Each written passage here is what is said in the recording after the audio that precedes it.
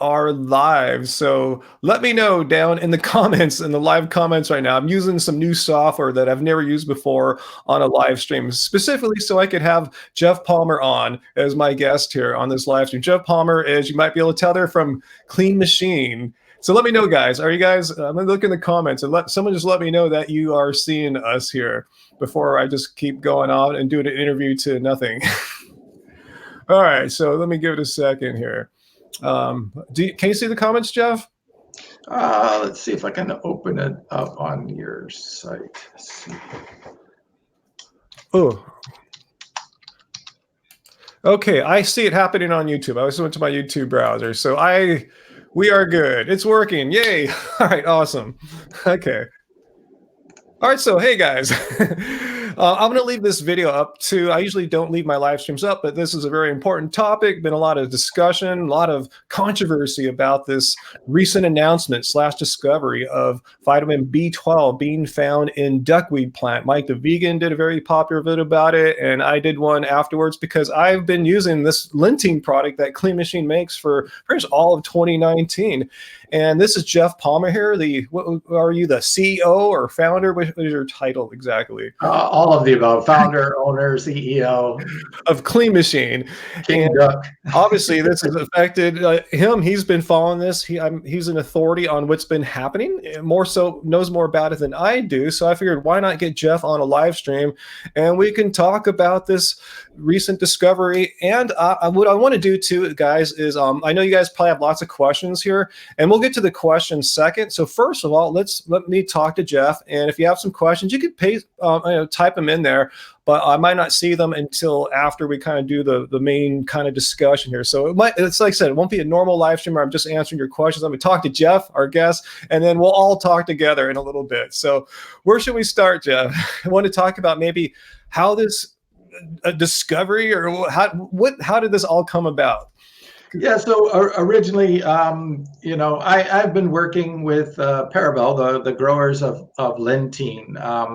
Lentein is the trade name that they chose for a combination of Wolffia globosa and Limna minor. These are two species of what's generally called water lentils, also called duckweed, also called mankai. So you see a lot of different terms being used for this plant. Basically, it was a weed, and someone figured out, holy crap, this thing has so much nutritional value to it. We shouldn't be killing it as a weed. We should be eating it. And sure enough, peoples throughout the years have been eating it in other countries for hundreds of years, if not thousands of years. So nobody, though, looked for it, because the common knowledge out there was, hey, plants don't have B12. Only B12 can be found in bacteria, and then only in animal products. So all the widely assumed notion was just plants aren't a source of B12. Until now. Now, how did it come? So I launched Clean Green Protein, and you were there actually at Expo West when we won the Best Supplement of the Year award, the Nexty Award for the best supplement. Yeah. Because Lentein is extraordinary in its nutritional value, higher in protein than pea, rice, hemp, soy, all of them. Higher in essential amino acids, higher in branch chains, higher in nutrient density than kale, spinach, spirulina, chlorella, even moringa, which was the #1 superfood. So this thing is a nutritional powerhouse. Yeah, that's why I was telling our viewers. That's why I was taking it. I was looking for just a really clean source, a whole food plant source of protein, essential amino acids, omega-3 in the form of ALA, and all the other nutrients and micronutrients were a boost. So that's why I've been really excited taking it. You know, it's just I didn't want to take some weird, like isolates and strange chemicals. I wanted a whole food plant, because that's what we're about, whole food veganism. So I've been stoked on it all year. And then, we had no idea until when I just saw Mike the Vegan's video, like, whoa, what's up? Is it duckweed? Duckweed?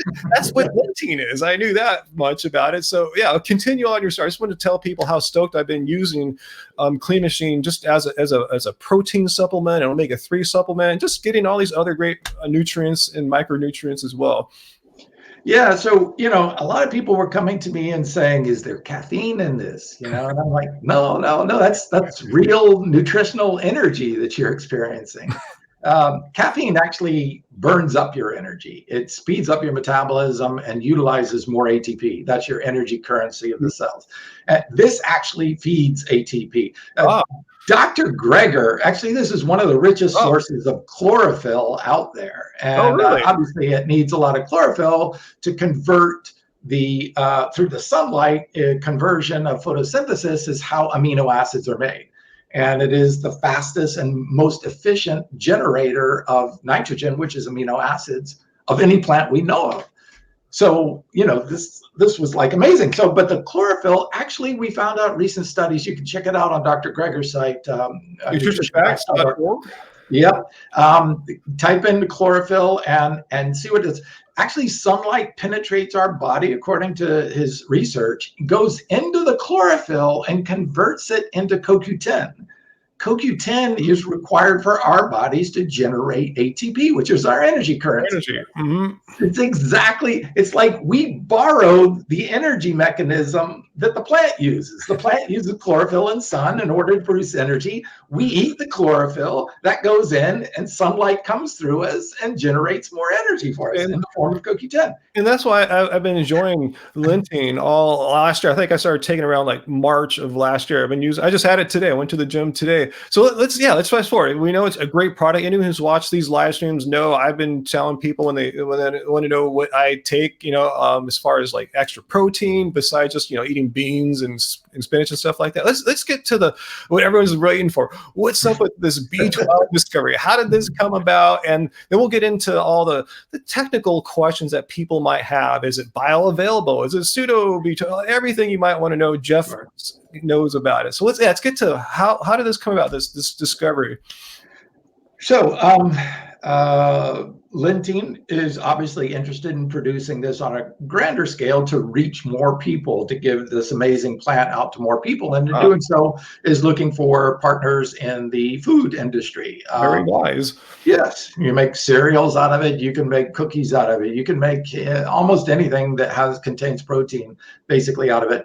So one of the food companies, one of the largest food companies in the world, I won't mention them, but it's in the top 10 food companies in the world. Super legit. Yes. They, in order to create their supplement facts panels for food, obviously have to do the testing on all the micronutrients that's available in the product. When they did, they came back with a study showing the lab test showing it contains B12. They forwarded it back to the grower and said, do you realize this is actually a great source of B12? Like, no, wow. And some of the people out on the blogosphere and in social media say, well, why has this not been discovered before? And it's because we haven't been looking for it. Remember, everybody thought B12 can't come from plants. So if in your mind you think you can't come from plants, you're not going to look for it. You can't look for something that you don't believe is real. It's a wasted test, a wasted time. Yeah. So they did the test, and the test was done at Eurofins. And you can type in Eurofins. They are one of the largest and most widely used by most of the major food companies for lab testing, because they have amazing equipment that can test at a very high level. And those big companies need to use that type of equipment to make sure their testing is accurate so that their food labels are also accurate. People need to know this. Yeah, where it was tested at Eurofins is one of the world's elite, state-of-the-art laboratories for testing nutrients in food. It's not like some kid tested it or anything like that. This is legit, meaning you can trust the analysis. And it has to be. This is something that's repeatable. It could get tested at another laboratory as well into the future. But this is how the discovery was made. And speaking of repeatable, they actually did the test 3 different times to ensure that there were no errors in the testing or corruption in the testing. There was no infiltration of bacteria by accident in the testing or whatever.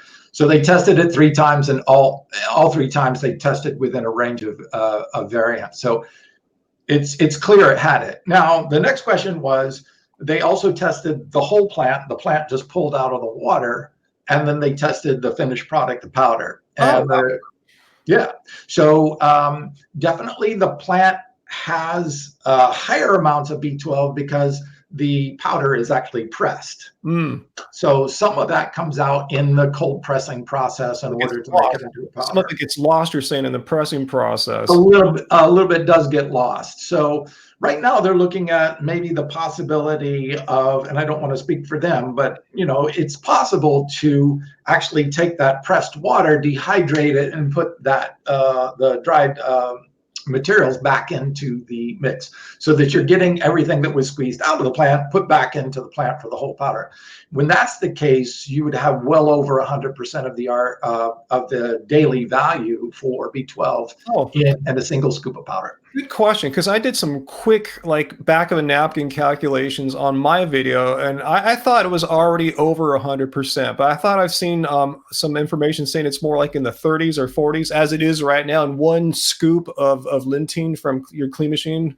Correct. So in the powder, in 100 grams, you're about 750%. But that is it. I mean, in the whole plant. Oh, But when you squeeze it, you're going to lose some. And then, of course, we're only using a small portion of that. We're not using 100 grams.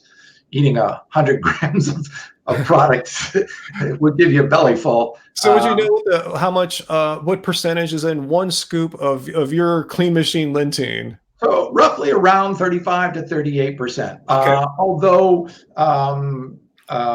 taking a look at putting those nutrients back in, it could be well over 100% once if they plan on making those changes to it. That's amazing. That's something for the future. But knowing that there is more B12 to be had by optimizing the production process, now knowing that there's B12 in the plant, which no one was even thinking about when the original production process began. So if you actually took 1.5 scoops twice a day, one pre-workout, 1.5 scoops post-workout, you'd be getting over 100% of your daily value of B12. Now, the B12 amounts did change this year. If people are looking at old data that's out on the internet, the daily values did change to about half. They used to be about 4 micrograms. Now they're 2 point something micrograms. Oh. That change went into effect January 1st. Oh. So if you're looking out there and you see, 4 point grams out there, 4 point micrograms out there, that's old data. The FDA realized they were inaccurate and wrong in their data and were putting too much in there. So. Okay. All right. Thanks for that clarification. All right. So, all right, let's see. So, there's no doubt, this is beyond dispute, there is B12 in the whole plant and as well as the ground powder Lentein. So, yes. I guess a lot of people's next question is it bioavailable B12? Because you always hear about some plant or something in the seemingly plant world containing B12, but there's issues with it being absorbable. So, what tests were done? Yes. Is bioavailable B12? Yes. So Eurofins also did the further testing, which broke down the exact forms of B12.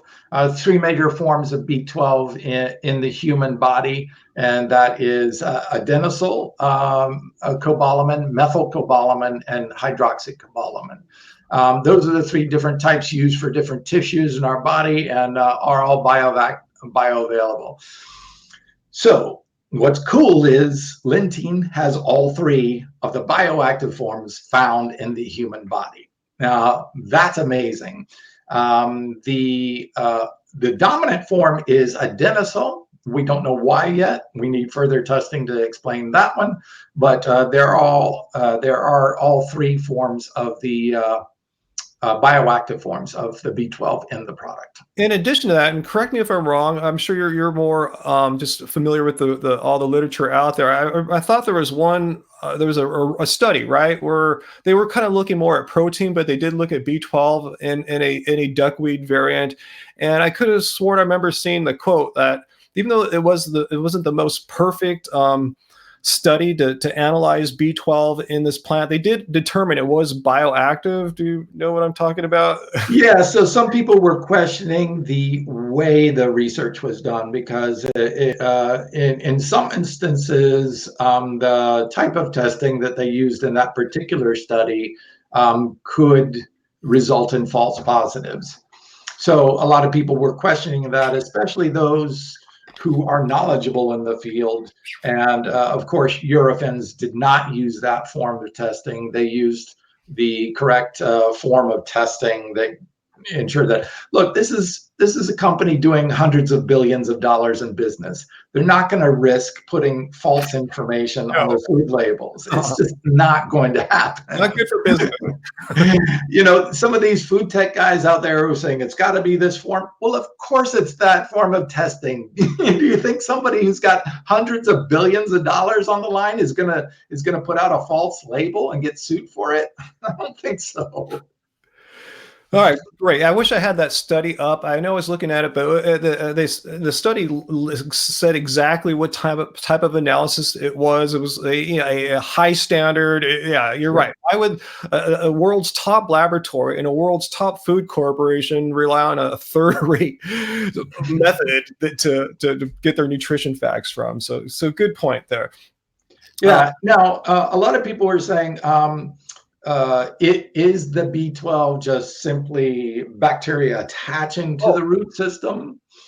Yeah, good question. I saw a comment too that said something like, according, I think this is the patent for the not Lentein, but the other one that's a trademark. Yeah, it said the patent says that, this is paraphrasing a comment someone made, that the patent says they artificially selected the cultures that has bacteria with the most B12 in it, somehow, like, tampering or intentionally trying to enhance the B12 content by doing something like, what do you, that is not artificial. Okay, so there's two little different conversations going on there. Okay. One, are they spiking the B12 by actually adding B12 and getting the plant to absorb it? Or finding some kind of optimal bacteria infested waters or something. No, what they're actually talking about is called genetic selection.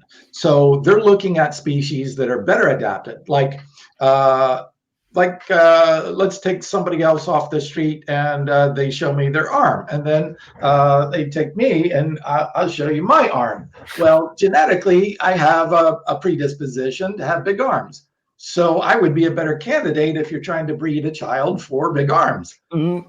That's the same thing. Is it artificial to select me for a child, to make a child with big arms? No, it's just looking at what nature's doing, selecting the best of those crops, and do that. They do it with oranges. They do it with all the foods, basically. Yes, every food we eat has gone through artificial selection. So you're saying it's the duckweed itself that has been selected? Yes, it's the specific strains. So there's lots of different species within the group of water lentils. And Mankai or Wolfia globosa seems to be the best at doing this. Okay, so there's nothing wrong there picking the most optimal strain. If you're going to go through all the expense of producing a food out of it, might as well have one that has the best nutrient profile. I mean, nothing. Right. Like if you got some tomatoes growing and then you got 10 plants growing and one of them's producing amazing, huge, juicy, you're going to go with those and plant those seeds, right? That's the same thing. That's just selection. Okay, so it's just complete, just what we've known is artificial selection. It goes, I mean, we have to do it. Or else, like, every food we eat would just be this little thing that doesn't have much nutrient content. They've been bred over hundreds, if not thousands of years. So that's what's going on there. And as far as like spiking the water, anything like that, is any credence to anything of that sort? Like, yeah, so here's another thing. They can take B12 and feed it to other plant organisms, or in the case with one of the major companies out there, they're feeding, and you can look at it, they say it right on their labels for B12. They take the B12, your standard methyl or cyanocobalamin, which is cheaper, cyanocobalamin, which can be produced in a laboratory, and they feed it to, in this case, yeast. Yeast does not make B12. Let's make that one clear. We talk about nutritional yeast, right? No. This is actually cerevisiae. This is a specific type of yeast that absorbs will eat just about anything you put in front of it. Okay. So what they do is take, in this case, B12, and they put it in their food and they absorb it into the plant and then crush the plant up and say, oh, look, it's whole food B12. It's that's not. cheating. That's cheating now. Yeah. It's your standard synthetic B12 that's been fed to yeast, who cannot produce B12. Let's get that straight. Yeast Okay. does not produce. They Yeast doesn't cannot produce produce B12. Well, let's B12. contrast that with the duckweed. I remember you're telling me how there's a symbiotic relationship between the bacteria of B12 and the duckweed plant. Is that right? So it's really there. It should be there, unlike for yeast. And this is where the story gets really cool. We have plants often have a symbiotic relationship in nature. So typically in plants that are grown in soil, they need the bacteria to break down nutrients to make them bioavailable to the plant. So the plant has figured out, I am so dependent on these guys breaking down materials so I can survive and thrive, says the plant, that I will take and create sugars and amino acids and send them down to the root system and secrete it out for the bacteria to eat. Now the bacteria has food to thrive on, so they want to live right next to the roots because they got a food source. It's just like if you feed the cats that are stray cats out there, they'll come to your door every time. That's how traditional soil plants. That's Well, soil plants. how's it work out with duckweed grows in water? Exactly. If you're floating around on water, you don't have a chance for these bacteria to do that. So through an adaptation process, there are two ways. One, the plants can actually take up the bacteria into the root systems and form these little balls, these nodules on the roots that are basically housing structures for the bacteria so that they can do their thing. Nutrients come into a plant, the bacteria break them down, make them bioavailable, and the plants do them. But what's interesting is they found that the B12 in Mankai, in this Wolfia globosa that's in Lentein, is actually in the tissues of the plant.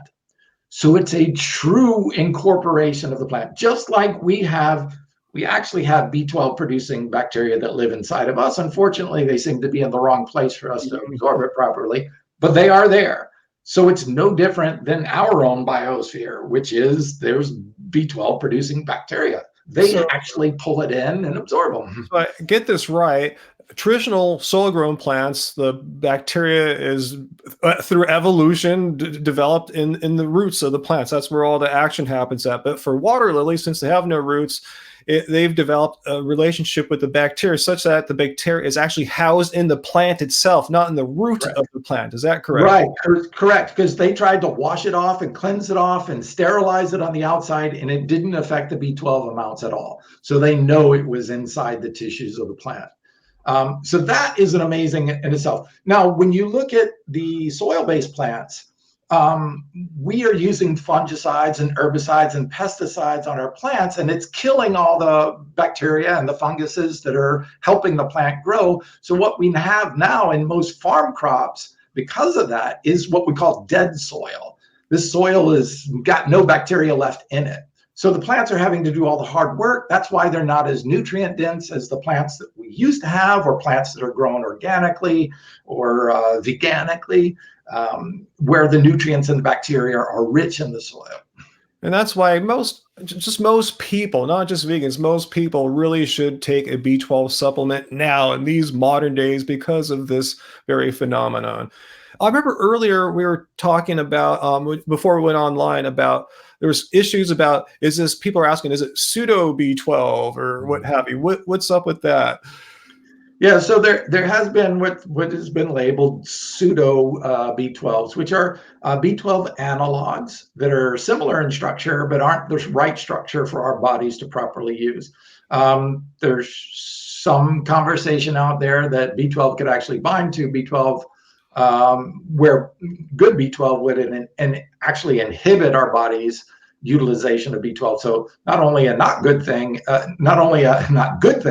but could be actually a bad thing.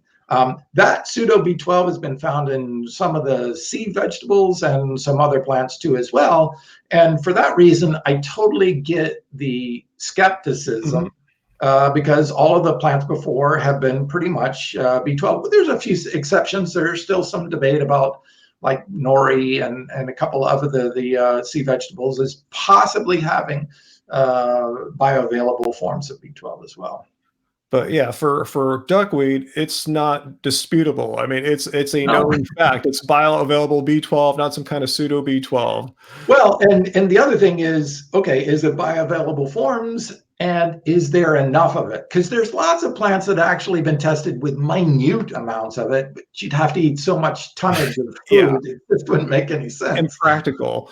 But yeah, Exactly. the amounts that you told me, yeah, that are in one scoop of clean machine Lentein, yeah, it's a decent amount. You know, it's especially if the production process gets optimized in the future, that would be really really cool. Let me think.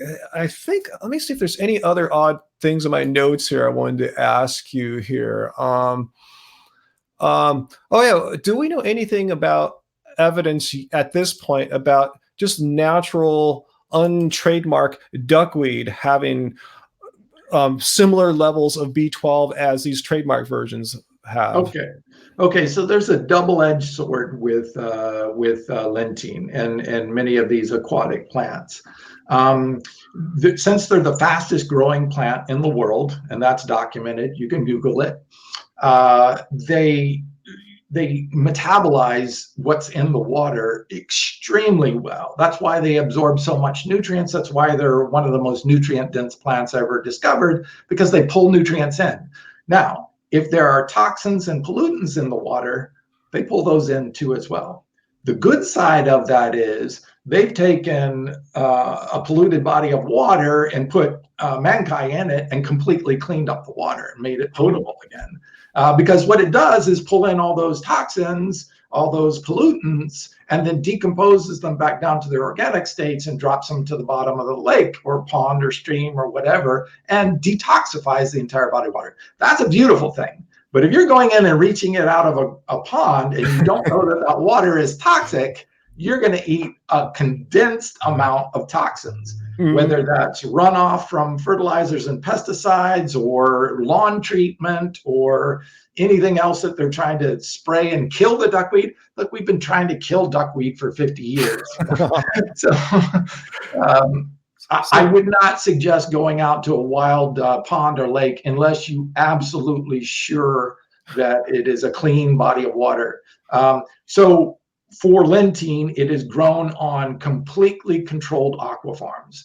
They control the water, they control everything that goes into the water. It's grown in open sunlight, which is a beautiful thing, but it's grown way out in the country so that it's far away from pollutants and toxins. They don't use any fertilizers or pesticides anywhere near the farm, not even on the plants around the farm. So just to make sure there are no toxicity to it. It's one of the few proteins that is also tested free of contaminants and is so low in heavy metals that actually not only passes the FDA's requirement of CGMP for heavy metals, it passes California's much stricter Prop 65. One of the few plant proteins in the country that is actually Prop 65 compliant, one of the lowest in heavy metals, because the water system is so controlled. I see. So I saw a few people in the comments asking about, I wonder if I should grow my own duckweed or what have you. I would say from what you said there, yeah, or should you get it from a pond? It sounds like it's something that needs to be grown in a controlled situation specifically for food, as opposed to just having it, in a pond and any contaminants that may be in there. So, Right. Yeah, and I don't think yet there's been any studies on just a regular duckweed, and if so, my speculation is I'm sure I'm next to certain there'd probably be B12 in there, maybe not quite the same amount, because like you said, humans artificially select the best, most nutrient dense food out there. So yeah, have you seen any studies just on regular? Yeah, there's actually a pretty cool study showing it's well, I'll let you read this. You let our readers read the study, but type in water lentils and diabetes and study, and you'll pull up a really nice study showing some really nice positive effects and benefits for diabetes. Well, it makes sense. I mean, you're eating a whole food plant. Yeah, high in fiber, a low glycemic, no sugars. I mean, Mhm. it's one scoop, 32% of your fiber, almost 60% of your iron, 50% of your omega-3s. This plant is amazing. All of its fatty acids combined, about 80% of them are omega-3s. That's one of the richest sources of omega-3s of anywhere in the plant kingdom. Yeah, I So mean, I came. omega-3s, fiber, protein, micronutrients.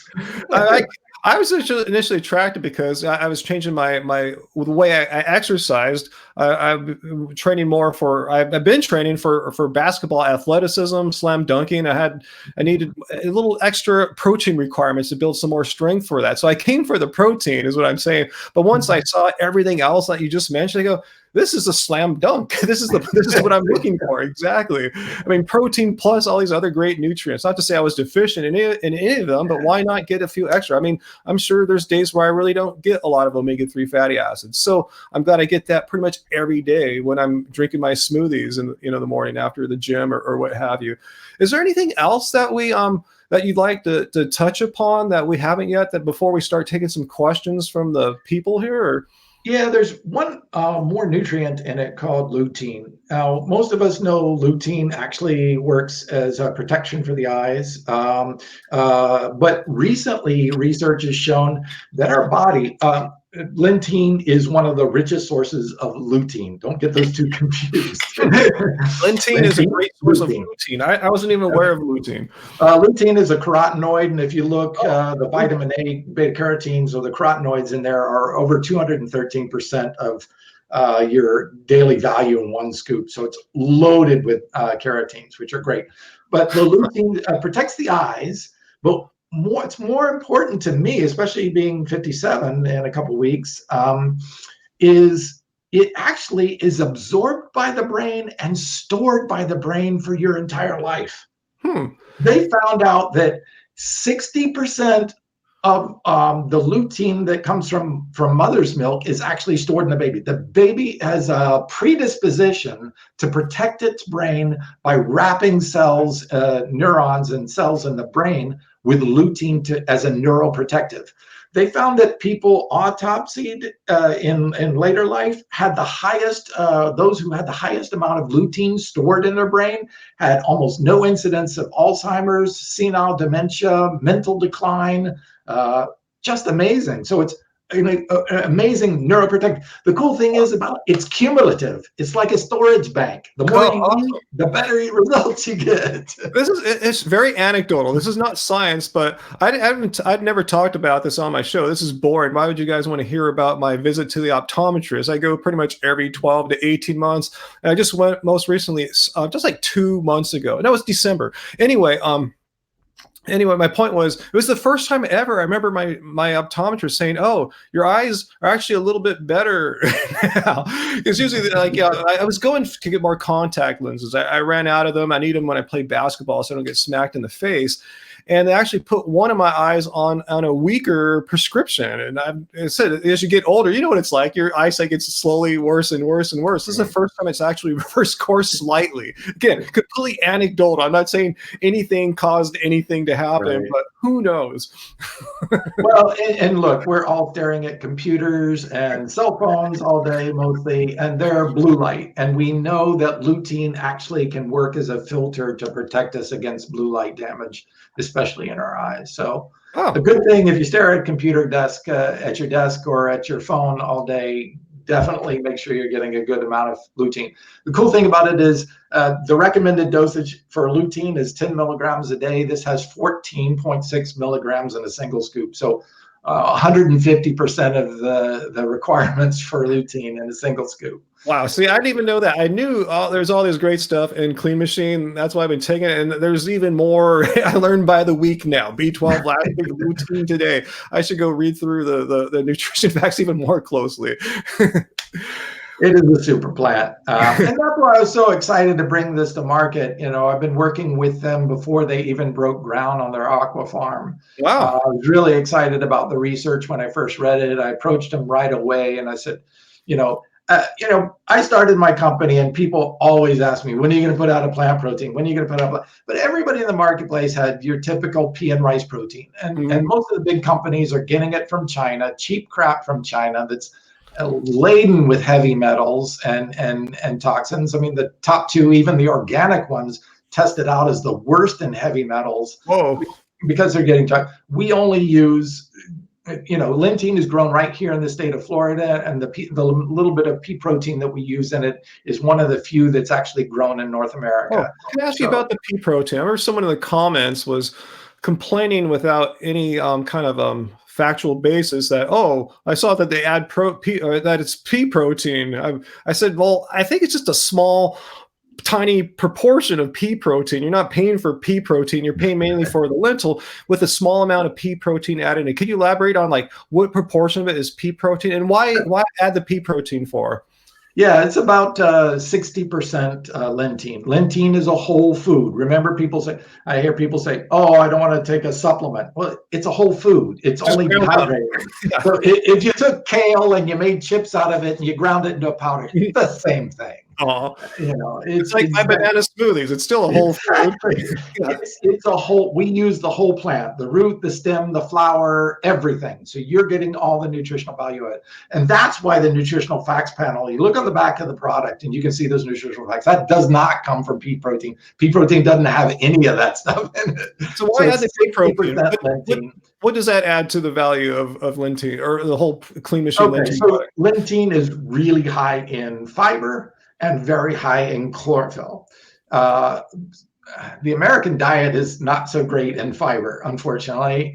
Fortunately, a lot of vegans and vegetarians are eating a lot more fiber, which is great. But if we did the whole thing, you'd be getting 60 to 80% of your fiber in a single scoop. If you were doing 2 scoops, you'd be getting 160% of your fiber for your entire day. Wow. You would have a monster poop. I'm sorry to say that, but so too much of a good thing is not a good thing, and that's why we had to tone it down and balance it out with the only other protein that had an amazing amino acid. So I get it. So the pea protein was actually not to really enhance it, just to just tone it down a little bit. Exactly. Okay. Yes. All right. Yeah, and the chlorophyll is very detoxifying, and for some people, especially people coming off a bad diet or a junk food vegan diet, can be too detoxifying. When you detoxify too much, your body can not feel so good as those toxins are leaving your body. So I wanted to try to make this product usable by as many people as possible. So I did that. The last piece of that is prohydrolase, which is an incredible enzyme. It is the most effective enzyme on the market. And what you need, protein is not how much you eat, it's how much your body actually utilizes. So once you eat it, you break it down some, and then your bacteria break it down even further, but you still get some that is 20, 30, 40% of it can actually exit without ever being utilized. With this enzyme, it breaks down the protein up to 98%. So you're getting everything that's in that. Yeah. So that's what for people to know, that's an enzyme that you add into the Lentein, the clean machine Lentein, right? Correct. Lentein, pea protein. Yeah, the clean green protein has Lentein, mainly Lentein plus some pea protein and this enzyme, so you fully absorb the protein. That's its purpose. Yes, and a lot of people, myself included, when I was using other brands' proteins, can create a lot of gas and bloating. I don't get that at all. Yeah, never. That actually, prohydrolase is clinically proven, published human studies to break down the actual peptides that cause a lot of the gas and bloating. So we jokingly call it the first fart-free protein on the market. If people try to avoid like weird chemicals they can't pronounce, what's the source? What is prohydrolase? Like, where does it come from?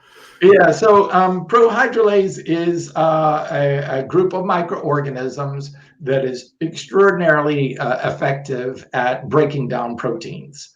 So some people see soy and wheat on our label, and unfortunately the FDA requires any cultured material that is grown on a base of something In this case, they take the bacteria, put it on a base of soy and wheat, and then have them break down the proteins. And then take those enzymes that are created by the bacteria and pull it into this thing.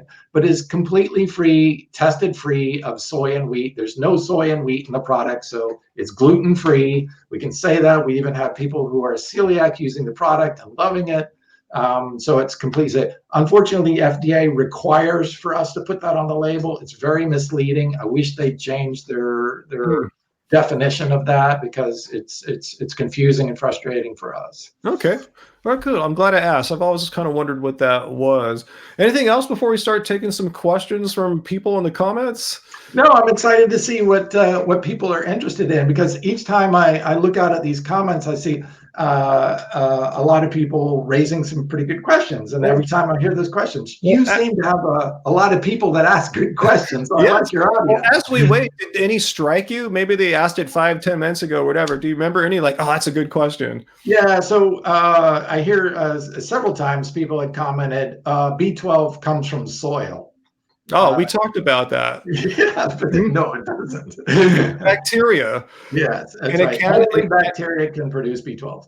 And as you said, it's a bacteria that's, for most plants we know, it exists in the soil, but for this freshwater plant, it actually exists. It has a symbiotic relationship and exists in the plant matter itself. You said, right? Yes. Right, it's in the plant biomass, so it's pulled up in there.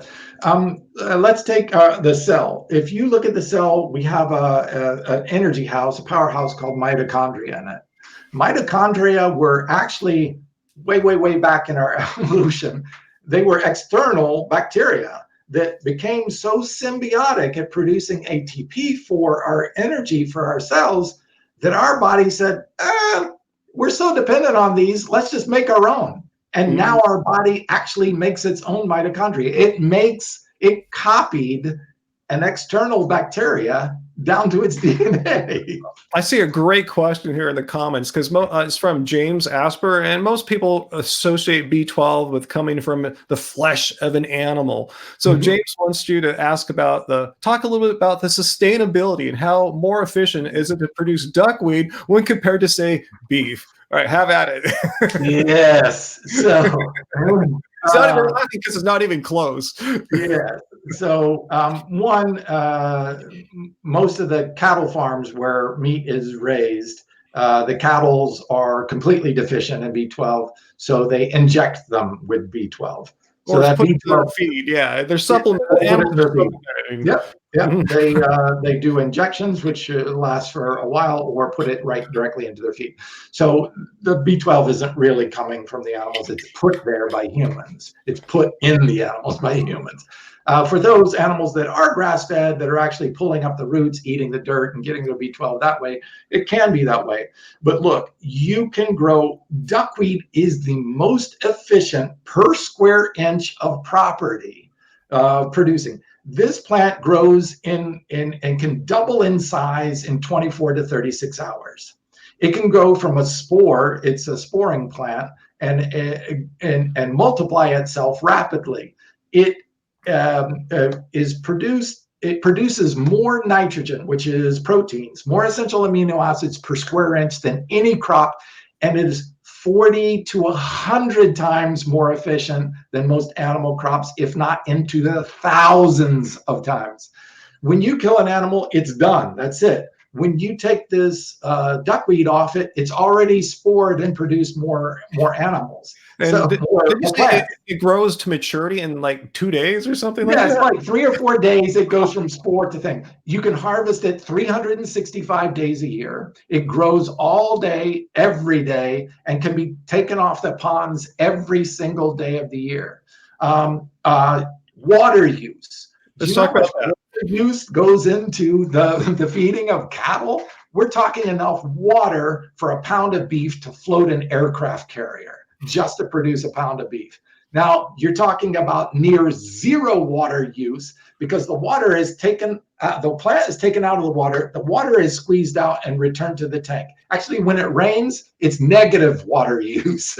It doesn't use any water at all. And compared to thousands of gallons used by the animals. I want to point out you're growing it in Florida, where it rains quite often, correct? Exactly. So we're talking about, it's a near zero carbon manufacturing plant. So the water comes directly out of the ponds, up a ramp into it is cold pressed, steamed, flash steamed. Here's what's cool about that: it kills the bacteria, so that it's safe for human consumption. But some people ask about the oxalates in there. Oxalates can be a caution for people who are eating spinach or kale or some of the dark greens. They all have oxalic acid or oxalates in them. By steaming, the flash steaming just for a few seconds, the Lentein, it neutralizes the oxalic acids and tests out at 0.02% or less, making it safe for just about anybody to eat. Okay, I see a skeptic here. He's got two comments here. Let's see. First one I see here, he probably said more. He said they tried to wash the B12 off it. He didn't say it wasn't in the water. It was grown to begin with. And he said, yeah, the B12 was inside the plant. That doesn't mean the plant is having B12 producing bacteria inside of it. So it's back to that kind of contamination or enhancing the water somehow. Can you address that issue? Yeah, as I explained earlier, if it was in the water supply and you pulled it out and tested it, and then tested it after you rinsed, cleaned, dried the material, it would have a very different B12 rating. If it was on the outside of the plant or if it was in the water, you'd get two very different testings. This is not. It is the exact same amount, which means it's in the biomass of the plant. You can read the study for yourself. The exact words are, it is not washable. It does not come off the plant after treatment or processing. Therefore, we know it is in the biomass of the plant.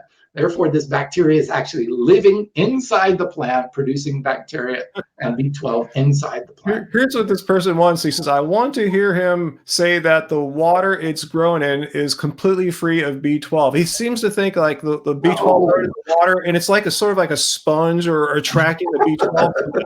I'm not making fun of him. I think that's it's a good question. It's a good question. Yeah. And originally, that's what I thought too. I thought the bacteria was producing B12 in the water, and somehow it was just attaching to the gelatinous layer of the root. The plant actually has a tiny little root system that hangs down from it. It floats on the surface of the water and has a little root system that hangs down. So I thought it may be attaching to the root, that the bacteria may be attaching to the root. But if that were the case, it would wash off or knock off, or the levels would drop significantly. And this is not the case with this.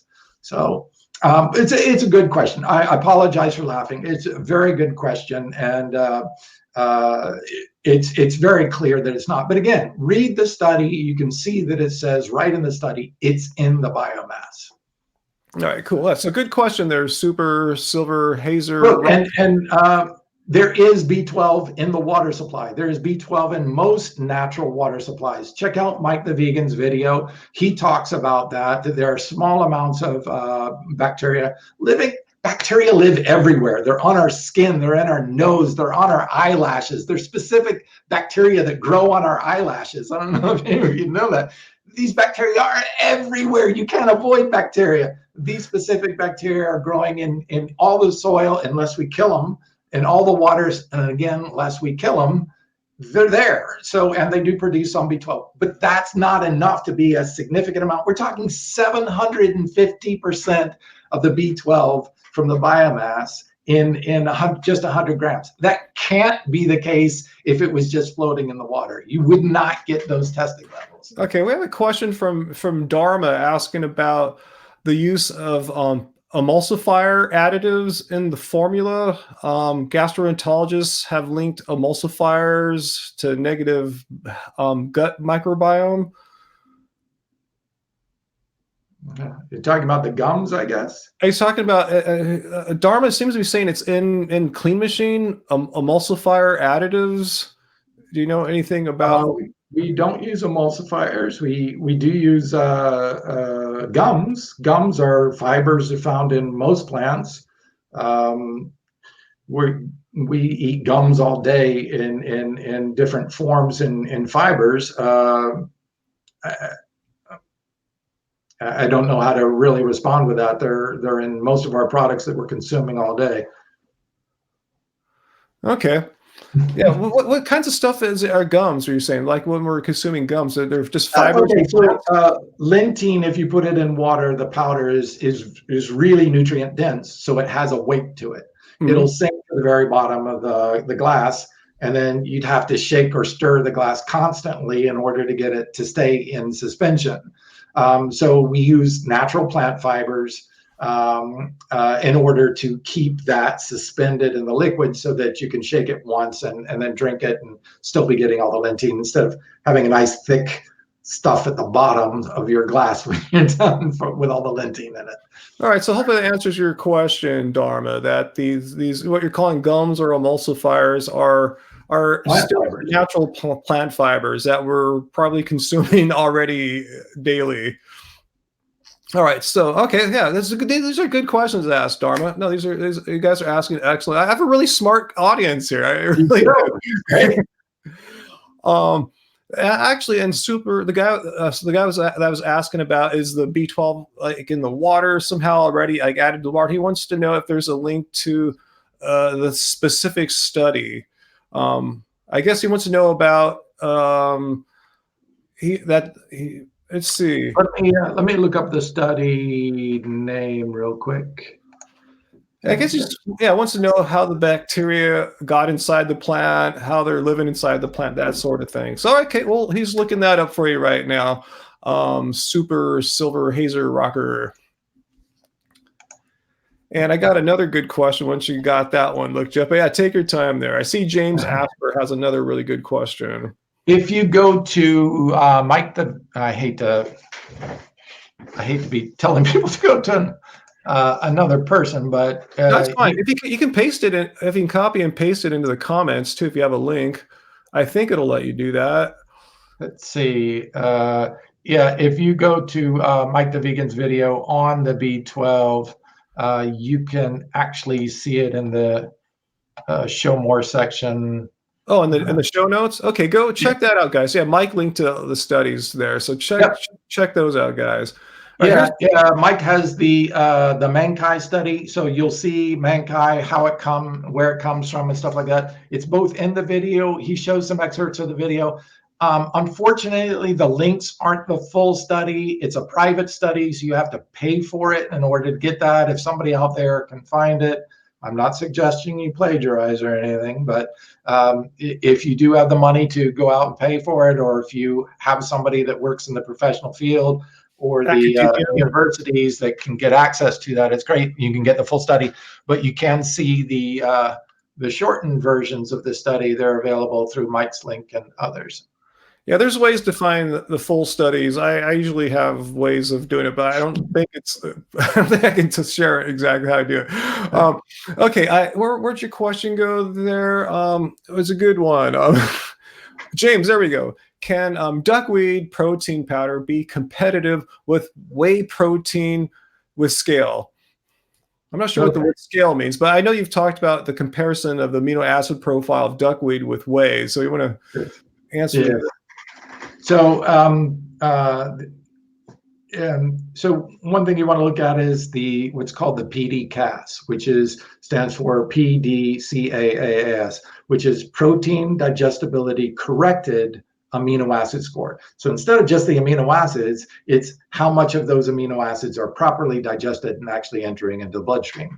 So the PD-CAS score, there are other ways to score that too, but that is one of the more widely accepted ones. The PD-CAS for whey protein is about 1.04, and pea protein is about 90, and Lentein is about 93. So it's actually higher PD-CAS and closer to the amino acid profile of whey protein than any other plant, even better than soy. So not only is that the PD-CAS, the raw score, but the profile, the balance of the amino acids. Yes. So both in in amino acids. So if you look at animal proteins, take a look at two amino acids, methionine and cysteine. You can go to Dr. Greger's site and type in methionine and see why too much methionine is not bad. But you can also just type in methionine-dependent cancers. So whey protein is very high in methionine. Plant proteins generally are low in methionine, low in cysteine. Methionine can actually feed cancers. If you type in Google methionine-dependent cancers, you'll see that methionine actually feeds cancer cells. There's about 16, I believe, including prostate cancer, breast cancers, one of them too as well. So two of the top killers of both men and women. And when you do animal proteins, especially things like whey protein, you're increasing it. Now, if the whey protein actually has casein in it, casein is a known cancer feeder. Also, whey protein has cholesterol in it. And there's a lot of debate about cholesterol, so I'm not going to touch it, but it does have cholesterol where plants do not have cholesterol. Next, how much of the other nutrients are in whey protein? Nothing. No fiber, zero fiber. So you don't feed your gut health. Your microbiome has no omega-3, so you're not reducing inflammation. Animal protein is pro-inflammatory. This is anti-inflammatory. Do you want to increase inflammation? Inflammation is linked to heart attacks. Inflammation is linked to arthritis. Inflammation is linked to strokes. Diabetes is an inflammation disease. You're eating a pro-inflammatory product with only protein in it, where this has fiber, omegas, it has antioxidants, it has chlorophyll, it has lutein, it has all these supportive things that feed your whole body. Muscle does not grow on just protein. That's not how the cell works. Did you know that omega-3s are required, specifically EPA is required for muscle protein synthesis? You cannot make muscle proteins without it. So, people are looking at just one piece of the equation, proteins and muscle protein synthesis, and that's not how human physiology works. I want to stop here for a second. We got Simnet Nutrition, Derek from Simnet Nutrition, quite popular vegan YouTube. Respect to you, Derek. I admire your work and a lot of what you do. And he asked a question that he kind of missed a little earlier. And let me see if I can just scroll right up to it. It said, forgive me if this is asked already. So maybe you can give a more abbreviated answer to this, Geoff. But is there any mention on the bioavailability of the B12 in duckweed? I know some B12 and algae are considered B12 analogs and not useful for us. So what's like the quick answer to that? Because Derek, if you want to watch the more lengthy explanation, just go back. I'm going to leave this live stream up in perpetuity so everyone can watch this. But what's the short answer to that, Geoff? Yeah, so it is not Pseudo B12, it is not Cyano B12, and it is three different forms that are all found to be bioactive. They're the forms that exist in our bodies, which is adenosine cobalamin, methylcobalamin, and a hydroxycobalamin. These are the three sources that were done. The test was done by Eurofins, the top lab testing that most of the major food companies use. Because of their high-tech equipment is extremely accurate down to nanograms. So, the testing is very thorough. It was tested 3 times for its accuracy to make sure that this was showing up in both the raw material and the finished product. And it was tested for its forms of bioactive. The major form of bioactive is adenosine, and then it's heavier in methyl, and then has a little bit of hydroxy.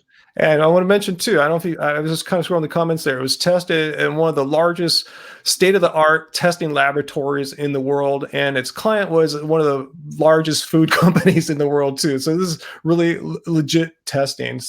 Someone asked up here, where was it? God, where'd it go? Someone asked that Savjan, that he's asking if duckweed is laboratory created. No. At least shorter Lentein. Like maybe it exists in nature, but what you did is get together with some lab freaks and make some Frankenstein duckweed. What's going on? And that's a great question. The 2 strains of water lentils that are in this, Limna minor and Wolffia globosa, were are taken from local ponds and streams, local freshwater bodies in Florida. So they're local, they're non-hybridized, they're non-genetically modified. They are basically not tampered with. Now, they look for specific strains that produce the highest amounts of doing it, but that's just choosing, like carrots. There's a ton of different types of carrots out there. Most of the carrots that we eat are only one type, just like bananas. Most people eat Cavendish bananas because they're sweetest and they produce a big fruit, but there's tons of other different bananas out there. That doesn't mean just because you pick the Cavendish banana that none of the other bananas are good. No, they all have different benefits to them. So these plants were chosen for their benefits.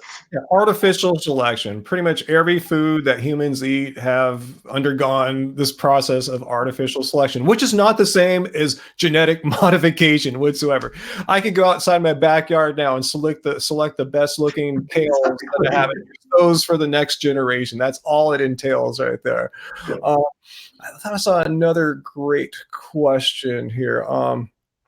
Wait, where'd it go? Man, I wish I could mark these when they come.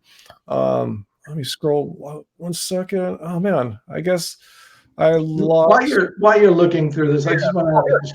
What about Additives? Okay, I can't pronounce all these bioavailable forms of B12, but we talked about all three. Said, what about Illuminati asked, what about adenosocobalamin? Yes, yeah. So that is the major form of cobalamin of B12, bioactive B12, that is in the Wolfia globosa or Lentein, is the adenosyl form. So it's in there along with the other two, and all three are bioavailable.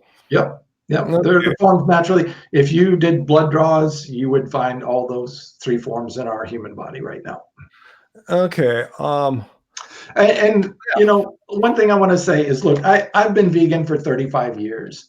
I've seen some people say, oh, this is a marketing ploy to try to get people to buy product. Look, if I didn't have to sell anything, I wouldn't. I hate sales. Sales sucks. I don't like being sold to. I don't like selling to people. What I do want, though, is when I'm a researcher by trade. And when I was going through college, I loved research. And I just fell in love with research because this human body is fascinating. It's amazing. And nature is amazing. And when I started seeing some of these plants out there that weren't available to the average person, I said, why aren't these being sold? I brought another plant to market called ahi flower, and it's clinically proven 400% more effective than flax, better than chia, hemp, all of them. The best source of omega-3 from a plant-based, land-based plant. And nobody would bring it to market. And I was like, why is this? And it's because everybody was all invested in flax. It's cheaper and it's already abundant. There's no training, there's no education, there's no marketing required.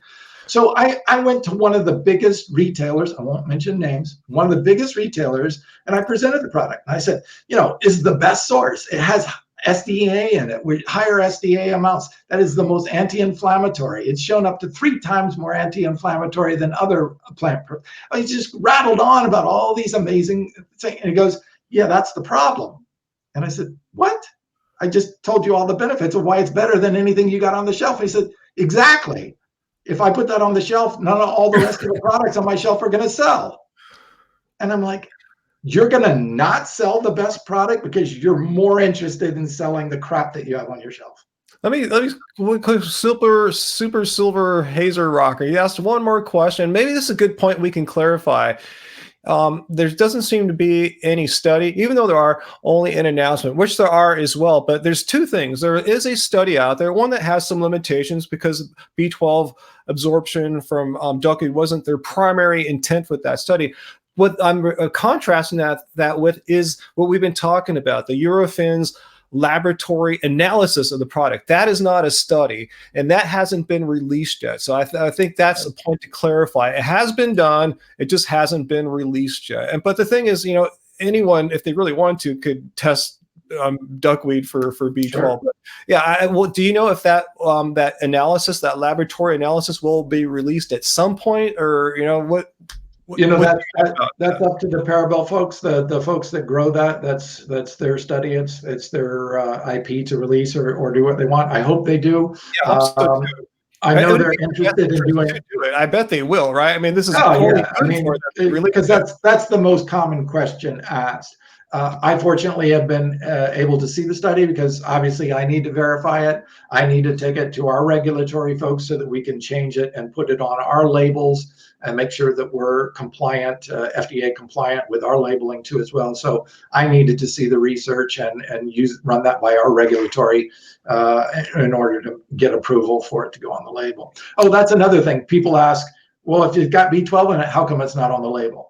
Well, we just discovered it. So we, obviously we've made product and sitting in the warehouse, and we didn't know it had B12, but it does have, the current product that we sell does have B12.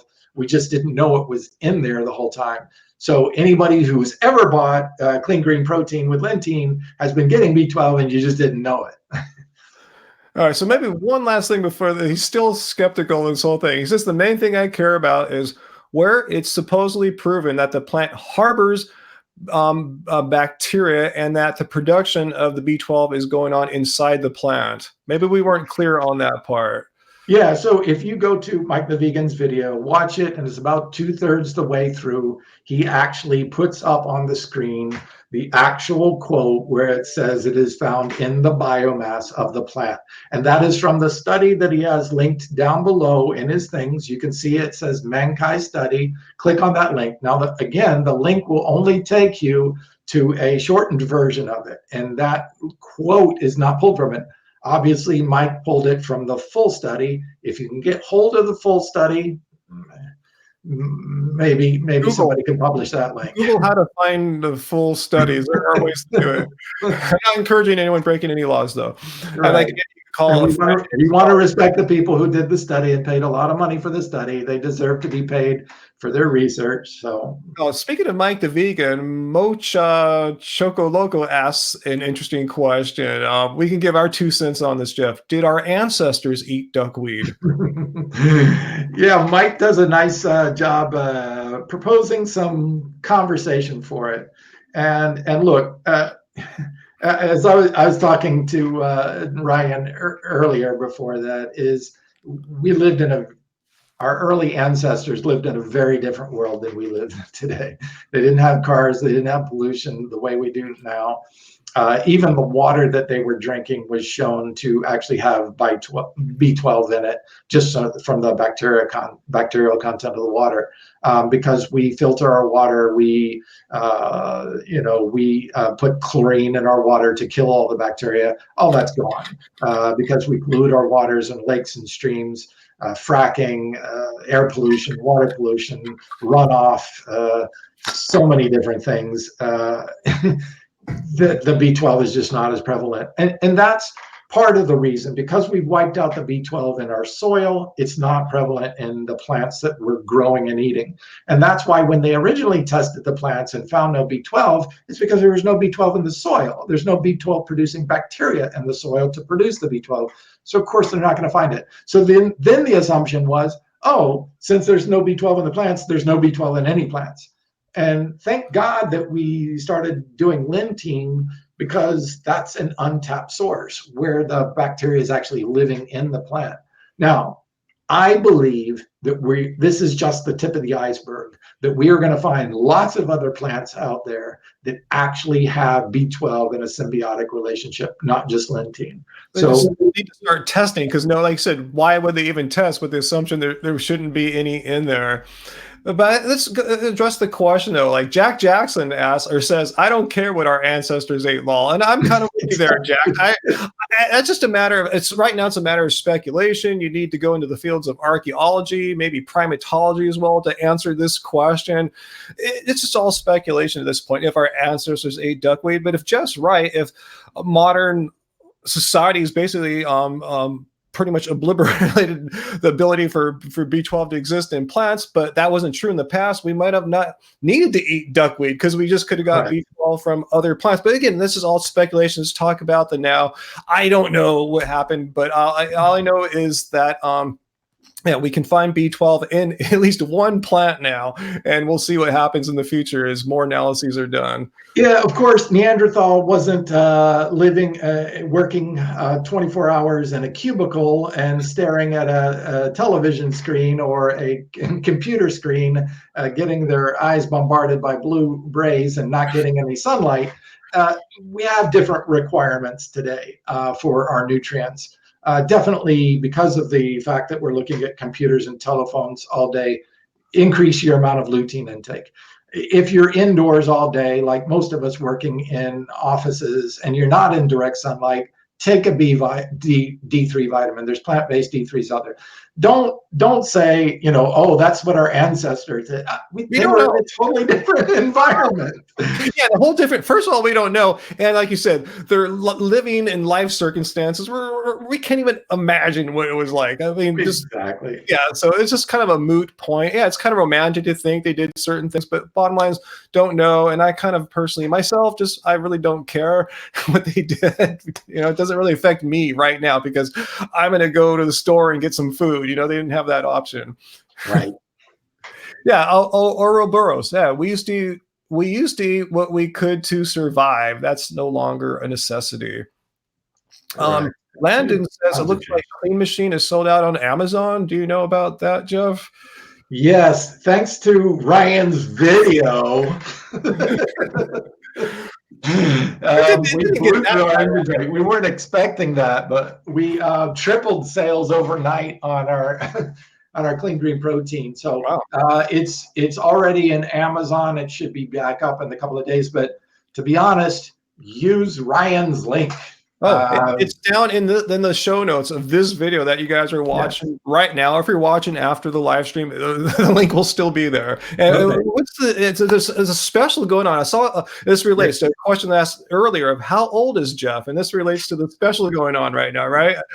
Correct. So I am 57 years old, and that's 100%, 35 years, nothing but plants. At 57. So to celebrate my 57th birthday, we are doing a buy one, get one 57% off. And click on Ryan's link. It'll take you to our website. The little pop-up will come up, accept the second one for 57% off. And you're going to have some of the best nutrition that is available by nature. And thanks, Tracy. I see Tracy, our moderator, just posted that link into the show notes there. So cool, thank you. Cool, I didn't know it had such an effect on what was going on with. Thanks, Ryan. No, really, thank you. Damn, he's jacked. It's good to see because there are certain, I don't want to mention any names, certain anti-vegan YouTubers who claim that vegans deteriorate, their muscles all degenerate into nothingness. And show that bicep again, Geoff. Let's do it, if you don't mind. Wow. There we go. Yeah. That is 35 years of nothing but plants in a 57-year-old body. It's amazing the healing power of plants. That's why I feel so blessed to bring these plants to market when other the big companies won't do it. It requires too much explaining. They're not going to get on Ryan's show and explain all these details. I will, because I'm passionate about giving back to our community, the community I grew up in. When I found that, that this plant has the highest amount of protein, highest amount of nutrients, and now B12, this is my gift back to the vegan community to say, look what I found. Let's do this. These are gifts of nature. I want you to have them. I'm not a marketing guy. I can't stand that stuff. So I do it because I want to give back to our peeps. I want to promote this movement and stop these excuses for people saying you can't be plant-based because, I just want to break those. That's why I was so into Lentein in the first place, and now with B12 it just adds more to that list. And you're seeing how plants are just so good for like our bodies just ability to remain healthy and vibrant. I'm referring to like how I retired from my favorite sport, basketball, like over like 10, 15 years ago because I was getting injured all the time. Recovery took so long. This is before I went vegan. It was, I think, yeah, it was about maybe in my late 30s. I just said, all right, I'm going to start surfing more. Anyway, then once I was vegan, I was doing other sports. I was more into like cycling and running. I go, let me try basketball again because I feel so good from the other sports. And I noticed right away, like, okay, I seem to not be getting hurt and I could work out more. Here I'm 52 playing. I just played today. I played for about 45, 50 minutes and I went and lifted weights for an hour and a half after that. I mean, not too shabby for 52. Again, I'm not saying this to brag. I just wasn't able to do this when I was like 40. Well, and people, I've had several people call me up and say, I feel really happy when I'm taking the product. One, now we know it's because the B12 is probably doing that for your nerves and stuff. But two, the amount of fibers, about 50% of the fibers in the product are prebiotic fibers. So they're used by our microbiome. Now, 70% of serotonin is produced by gut bacteria. So if you feed them, you're going to produce more serotonin. And actually, when you eat animal products, they produce bile. And what grows in bile is bad bacteria and kill off your good bacteria, the ones that produce serotonin. So when you eat animal products, you physically, biochemically are producing less serotonin and why you walk around in a pissy mood all day. And when you eat plants, you're feeding the ones that produce all those neurochemicals that make you feel happy. I mean, what are you going to eat? Stuff that protects life or stuff that kills life? Stuff that makes you happy or stuff that makes you sad? Stuff that gets you sick or stuff that promotes longevity? I mean, it's really clear. It should be. Yeah, no, that's why I'm so stoked that I can go back to my original. I guess it's my original sport. I didn't like play it professionally or in college or anything, but one I was reluctantly to give up. I just said, all right, I'm retiring. And today I was playing a guy who was like 15 years younger than me, and he couldn't believe it when I told him afterwards how old I was. I was just sticking with him on defense the whole time, won both games of one-on-one. If you're watching right now, sorry, we'll play again next time. But what I'm saying is it's cool. It's like, be able to do something I thought I couldn't do anymore. And I'm not saying it's any one thing or just the whole thing of being a vegan, eating a whole food, plant-based diet, the way my body is now compared to what was in the past. It seems like it's physiologically younger somehow. I know it makes no sense, but I was doing, and not to brag, I just was pushing some heavy weights. It was my heavy week, but I was doing 415-pound tricep pushdowns and, 4 or 5 plates on each side. And a guy came up to me and he goes, oh, that's easy for you young guys. I said, oh, I'm 57. And he goes, oh, I'm 53. I was 4 years older than he was. But that's plants. Plants regenerate cells. Plants, produce, stimulate our body to produce stem cells, which keep us alive. They increase our telomeres. I mean, the plants are the things that our body needs. They promote health and longevity. It's just, but there are plants that do things better. And this plant is extraordinary. It is, in all my research of plant-based, and again, being vegan for 35 years, I am looking for the best nature has to offer. That's why I launched ahi flour. It's the best in the omega-3 category for the plant kingdom. It's why I launched Lentein. It's why I didn't produce a regular pea and rice plant protein out there, because everybody's got that out there. I want to do the best. Some people say, oh, I don't like it because it's green. I had somebody who said, wow, this tastes too healthy for me. Nothing you can do about that, right? What does that mean? I have to say too, I like the taste of it. It actually makes my banana smoothies like I enjoy the taste. A lot of people ask me why don't I make green smoothies? I tried that in the early days and I just didn't like the bitterness that greens brought to my sweet fruit smoothies. But I love what Clean Machine does. Oh, here's a good question. Something I wondered too. Where to go? Is Lentein, or I guess any of these duckweed, trademark duckweeds, going to become more or less expensive when demand rises? Because I imagine right now, it's like you said, they're making it pretty much for you, and pretty soon, hopefully making it for some giant food corporations. And there's this thing known as economies of scale. Can that occur here? Yeah, and that is exactly what I'm hoping. That's why I'm trying to work so hard. One, I want more people to be aware of this plant. The skepticism comes immediately. Number one superfood, highest in protein, highest in nutrient density, the most ecological. It won the ecological award for the most ecological food crop grown. It's everything that, and people are like, yeah, that sounds like Too good marketing to be hype. true. It sounds too good to be true. I know. I feel It's too kind of good funny to when be people talk true. about it. You know what? This is actually true though. It's a thing. It is. This is and that's why I want to try to get this out there to really, and you don't have to take my word for it. Do the research, look it up, do the studies yourself. Type it in, look it up.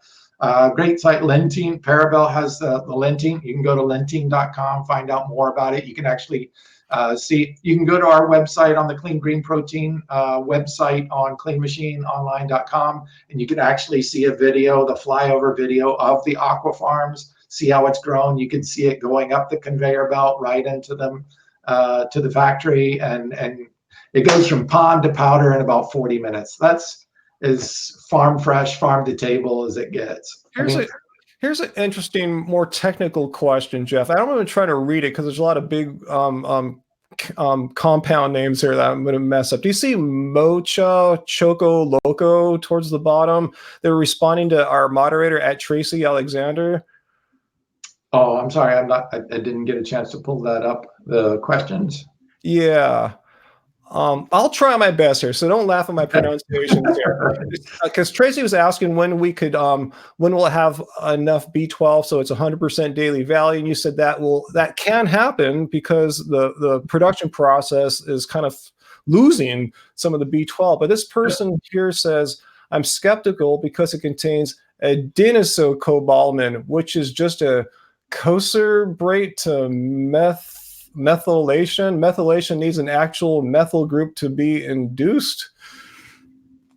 Yeah, there's lots of methyl donors. She's absolutely correct. Mhm. Our body, well, we can provide a lot of trimethylglycine, betaine found in beets and peanuts, contains trimethylglycine. It has two, just like it says, three methyl glycine. It's a glycine or amino acid molecule, three methyls on it, and it is what is called a methyl donor. NADH is another methyl donor. There's lots of methyl donors in our food supply. Obviously, these things can go over and donate a methyl group to that to convert the adenosyl to methylcobalamin. So yeah, just part of the human physiology. She's a good question and very right to ask. Uh, a lot of these forms can be back changed. Our body can basically try to convert what it needs to. There's lots of amino acids that back convert, like methionine, cysteine can back convert to one and each other, citrulline to nitric oxide, and back to arginine and back to citrulline. They can constantly reconvert back to each other. So our body can do some pretty amazing things at moving materials around and changing it into the forms that it needs to use for its purposes.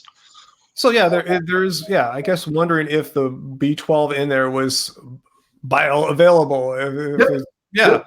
and that's what the studies have confirmed because it's all three forms of the bioavailable B12. Correct? It does have methylcobalamin in it too, as well as the adenosylcobalamin.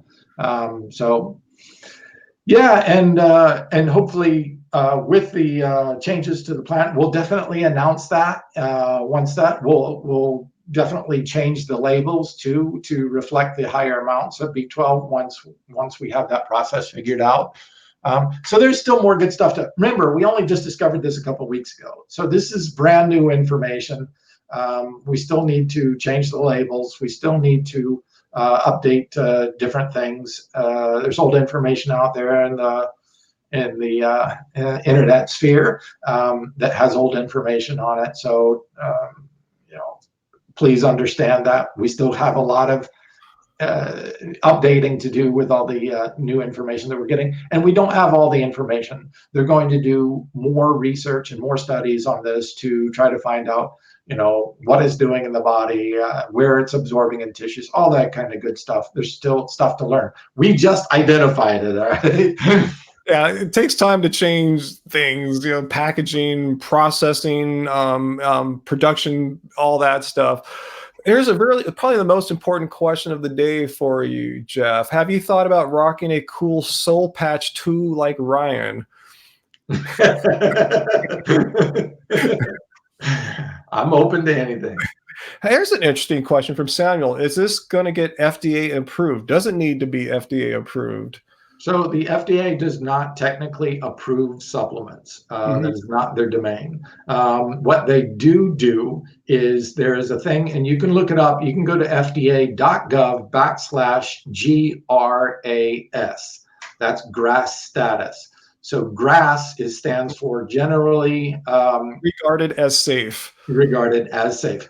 Now, that is the highest safety rating that the FDA allows for food and supplements. That means we know it's in use in the mainstream, that it's been either studied or well used in the populace, and has never shown any negative side effects. Here's an interesting question. I see some talk in here about stevia, and they're raising some good questions here, like why don't you like stevia? Stevia gives you a weird mouthfeel. Protein Pills has come out and said stevia sucks. And I'll be honest with you. I'm not a big fan of stevia. If you guys have watched us open up the vegan cuts boxes here and we go through the sweets that come in the box, without even reading the label, I can taste the stevia right off the bat, and it's not a flavor that I'm really into. I gotta say though, I was surprised when I saw that there's stevia in Clean Machine. I'm sure it must be a little bit or whatever, because I'm telling you, I'm not just saying this because I have an affiliate code for you guys. I actually don't notice the stevia in there, and if it's in there, it doesn't taste like normal stevia. I know what you guys are saying. Stevia isn't the greatest tasting thing, at least for me, but it's not. The product tastes absolutely fine. Well, how come I'm not tasting funky stevia? Do you know why I'm not tasting funky stevia? So we've got Lentein, which is an expensive ingredient. We use a pea protein that is grown in the United States, which costs about 4 to 5 times more than the cheap pea protein that comes from China. And then we use Hydrolase, the most expensive vegan enzyme blend and the most effective in the United States. And then we wanted to choose a sweetener. So I know that there's an aversion by some people, my wife included. She just doesn't like the stevia taste. But we tried monk fruit, we tried xylitol, we tried some other non-caloric, because we wanted to keep the calories and the sugars low. And it's sugar-free. It's completely zero sugar. But when we did that, the cost on it went way up. So people already, I wanted to make the product as low cost as possible so that more people would use it. So I had to weigh, all right, if I use monk fruit, it's going to cost $10 more a bottle. If I use one of the other ones, it may actually cost even more than that. So I'm like, God, all right. And I looked at the marketplace, and 90% of the market plant proteins out there are using stevia. So I'm like, okay, if there are that many people okay with buying stevia, I want to try to get it affordable, because I'm going up against cheap crap products from, that's sourced from China, that's, that they're selling for, so low. I'm like, okay, they're a huge corporation, and they're like, so it was a tough decision for me. I wanted, and I still would like to try to make it one stevia free for those out there who just don't like stevia. But here's the thing. If you put it into a fruit smoothie, which is what I like to do. That's how I do it too. It disappears. I don't taste it. To be honest, there may be some people that are super sensitive to stevia, and it still may bother you, but for the vast majority of people, you're going to be okay once you put it in a fruit smoothie. That's the way I drink it every day. Yeah, maybe if I were to eat it whole, I haven't really tried that, just the powder out of the jar. Maybe I taste it in the fruit smoothie. I'm 100% no, I don't taste any stevia. And I see Linda in the comments here says too, I have clean green, and she says, I cannot taste the stevia in it either. I usually can, but not in this. So yeah, my experience is shared with many others here, it sounds like. Yeah, because people know I'm not a huge stevia flavor fan, but yeah, it's completely fine in here. Don't taste it. Let's see. Any other questions? You guys want to ask any other questions? Well, we have Geoff here. So this is great. You know, to have Geoff here and to answer all the questions that you guys have been asking me for the past week that I feel not so equipped to answer. So I want to get Geoff, who knows 100 times more about this here. So let's see. Well, we have Geoff here. Anything else that you guys want to ask about him, about Lentein, about B12 in Lentein, Duckweed? Oh, Angie, any chance for an unsweetened blend? Like I said, a separate product, a separate SKU. So it's the supply and demand thing. Yeah. You know, our in order to make it cost effective for us to produce it at a price that most people will be okay, we have to order a large amount of product. If we order a large amount of product of unsweetened and 3 people buy it, I end up throwing away 97% of the product, and that would break us. So I wish I could. I wish there was a way to do that cost effectively. Help us grow, support us by purchasing the product, and maybe we can get there and be everything to everyone. Yeah, but in the meantime, guys, seriously, it's a non-issue. I don't taste it in the smoothie, and neither does Linda and many others. Yeah, in fact, I didn't even know there was stevia in it for a long time until I read the ingredients really closely and noticed that on there. So, yeah, and Jorge, yeah, the discount code is in the show notes for this particular video. So just click on that, and the discount's really cool. Make sure I got it right, Geoff. If you buy. But you have to click my link down there to get it. So use the link. Don't use the code, by the way. Oh, yeah, click the link in the show notes.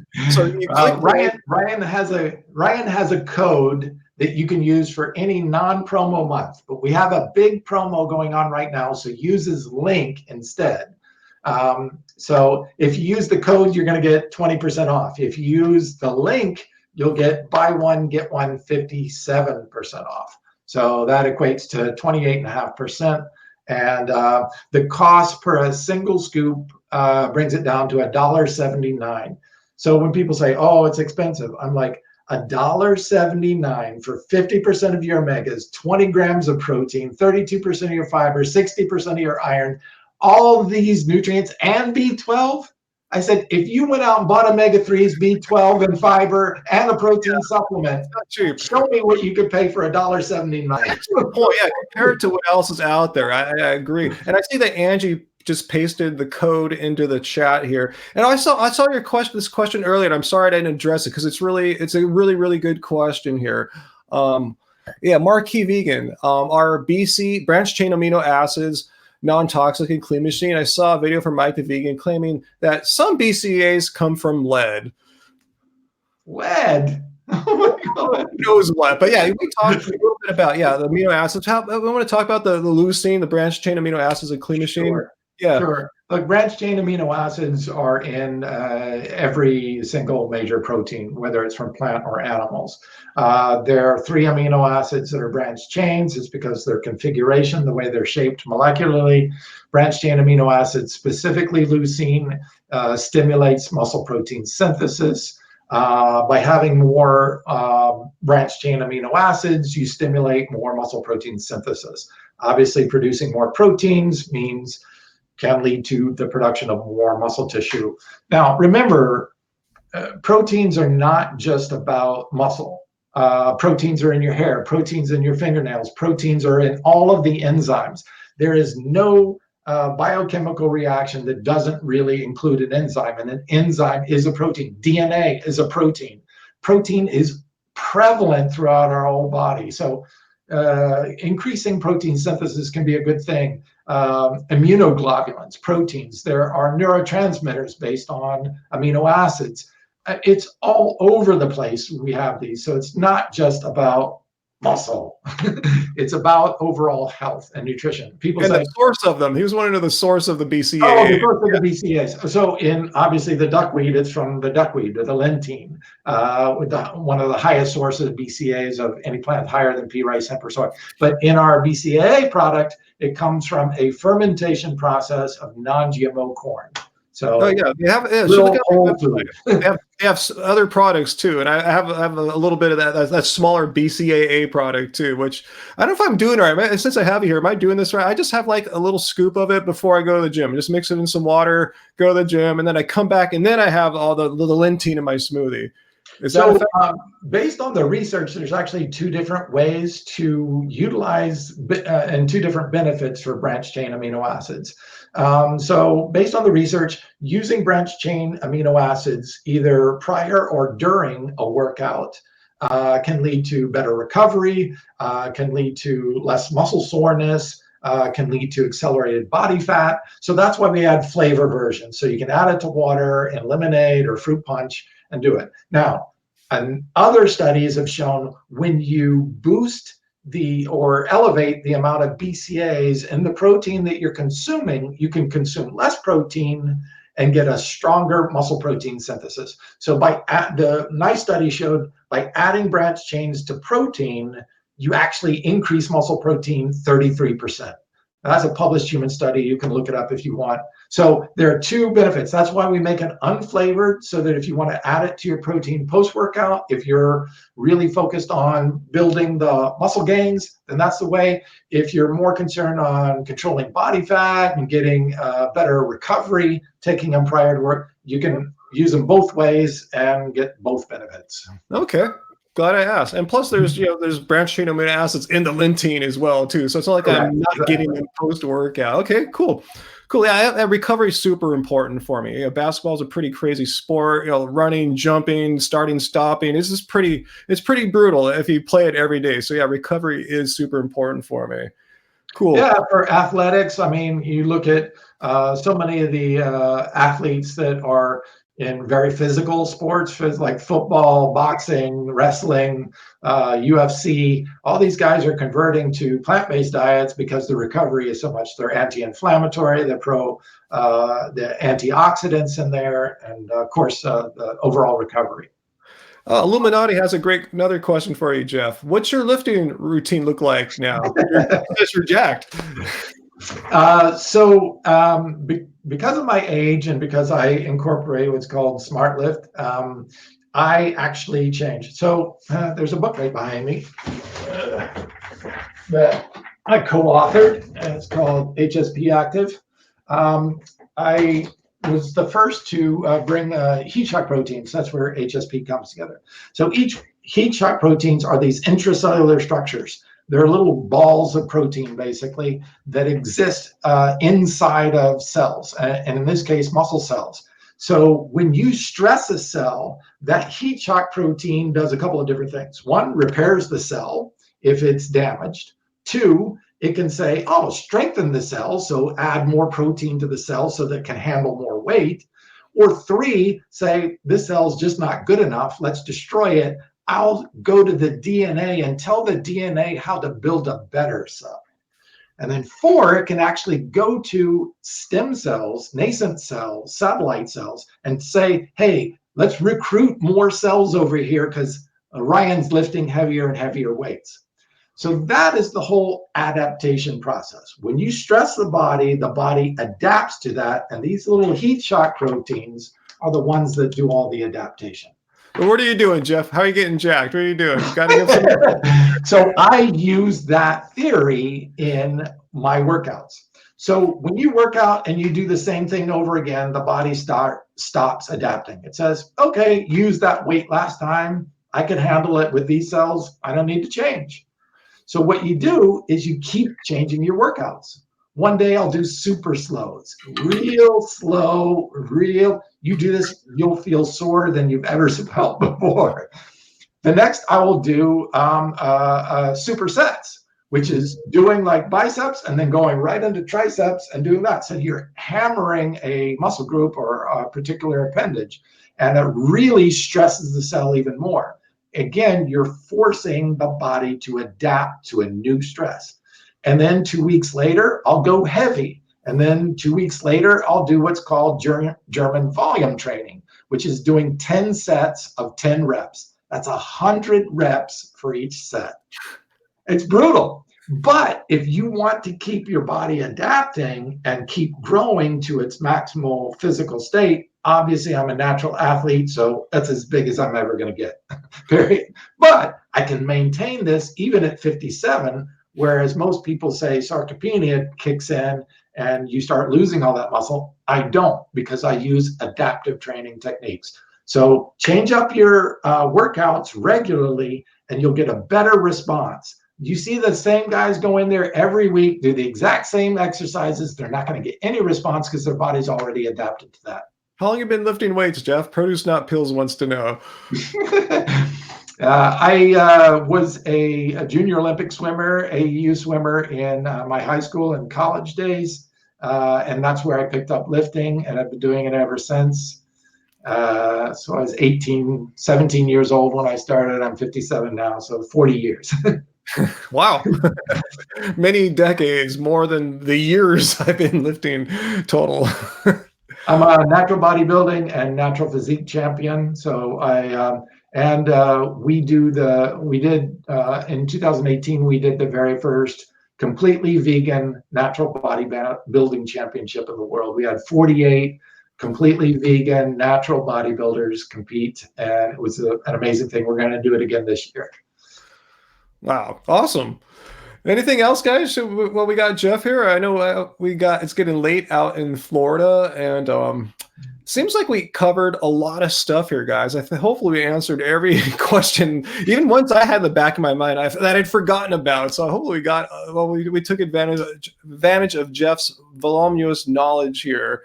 Cool. I see people are excited to try it out. Yeah. And yeah, like I said, now is a great time to try it out with your special sale right now. Buy one and get one for 57% off. I saw someone ask too, like, am I still taking a B12 supplement? Yeah, but I've never been really religious. I got that sublingual spray. Mm-hmm. I take about 3 times a week. It says take it on there every day, but my B12 levels have been over 1,000 for the past several years. So I think it's whatever I'm doing is working all out for me right now. Between the Lentein and the B12 sprays, it's all, you know, I'm not going to be deficient anytime soon. Yeah, and it's nice too that we could be getting it from a true plant source. Right. I spray it out, I don't believe. Yeah.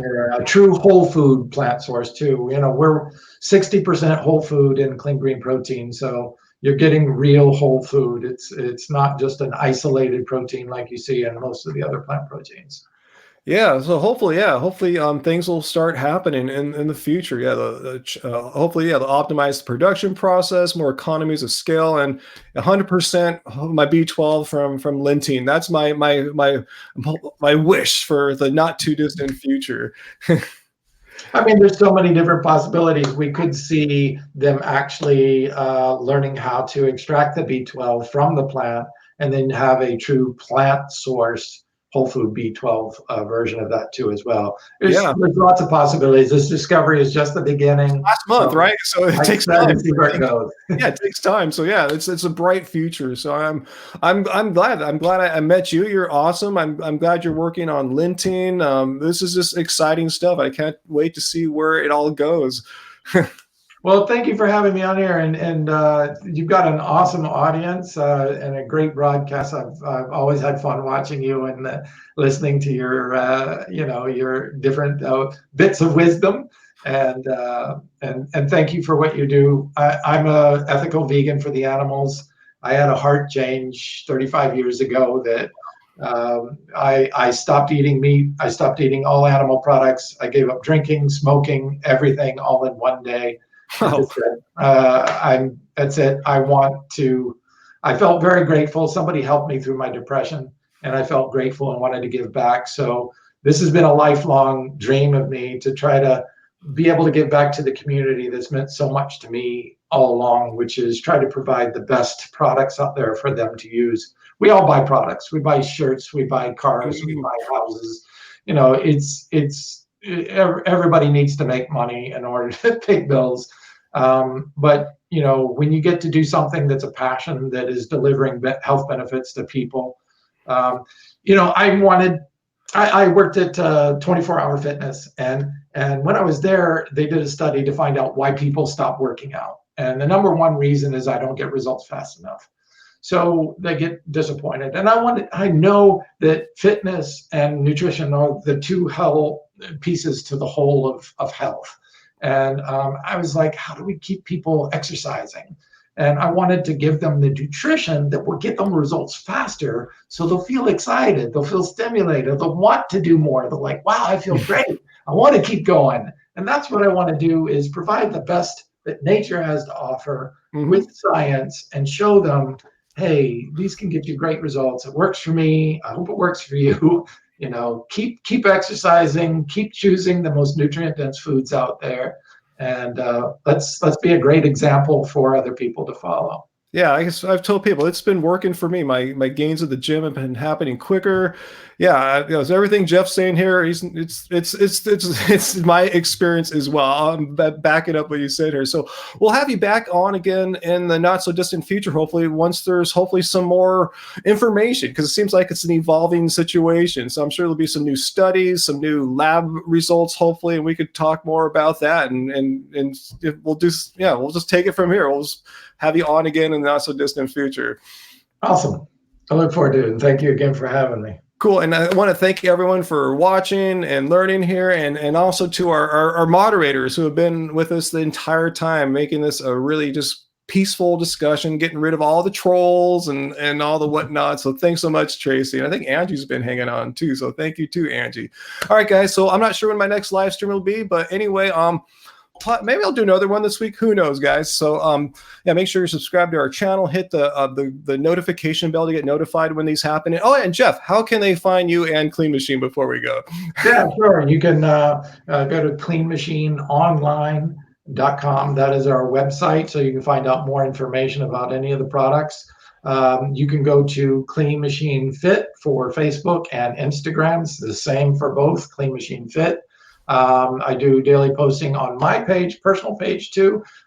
Just look me up. It's Geoff Palmer, Geoff Palmer on Facebook. And I do posts about nutrition, about recipes, about the breaking science in the field of plant-based nutrition, and lots of good stuff like that. So.